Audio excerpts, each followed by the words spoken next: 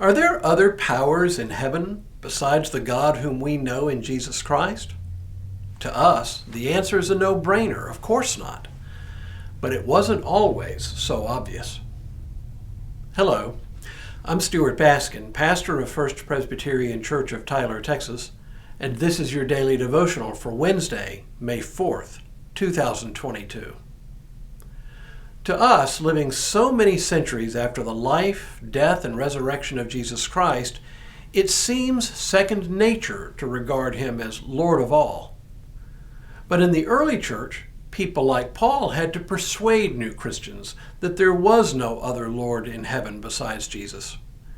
It was not always an easy sell, but the result of his efforts to persuade them constitutes the bulk of what we know as the New Testament. Yesterday, we saw part of the challenge facing Paul.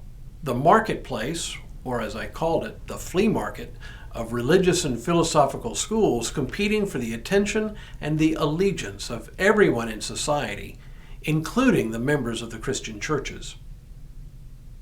One of Paul's strategies was evidently to annex or adopt some of the language and ideas of these religious and philosophical schools, but to reinterpret them through the lens of the gospel.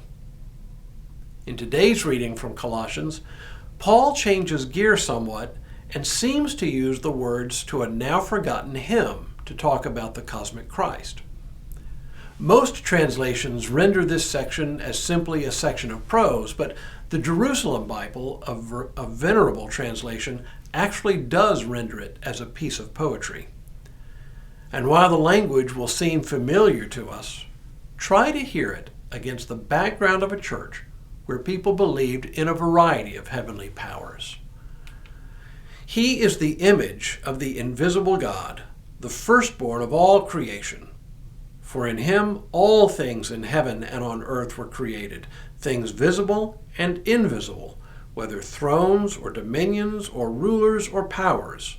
All things have been created through him and for him. He is before all things, and in him all things hold together. He is the head of the body, the church. He is the beginning, the firstborn of the dead, so that he might come to have first place in everything.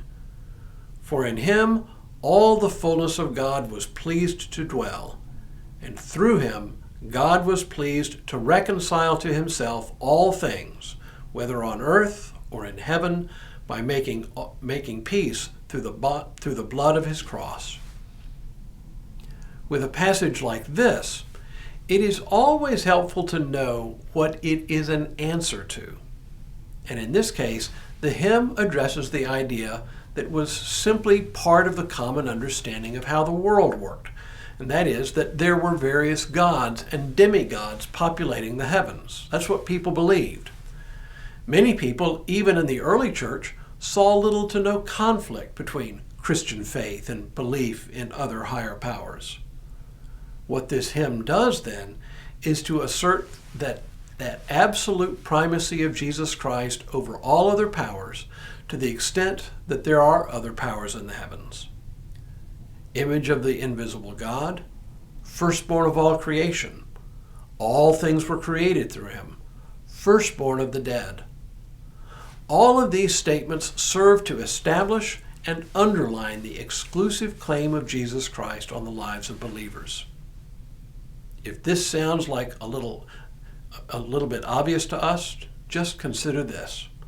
There are plenty of Christian people even today who would have no problem saying these words or the words to the creeds or any other affirmations of the Lordship of Jesus Christ, and yet who believe in astrology, which is nothing more than the idea that our lives and our destinies are influenced, if not outright controlled, by the positions of the stars and planets in the skies. What is that, if not a modern version of the ancient problem of believing in different and incompatible systems of belief?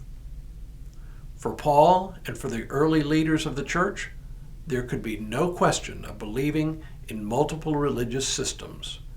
It was either Christ alone, or one could simply not be considered fully Christian. Now, before I go, I have a favor to ask. If you have questions you'd like to see me address in these devotionals or topics you'd like me to tackle, go to the comments section below and tell me your ideas. I can't promise to get to them right away, but I do promise to read all your comments and to work to incorporate your suggestions in the future. But for now, may God continue to bless you and keep you in all that you do this day and in all the days ahead.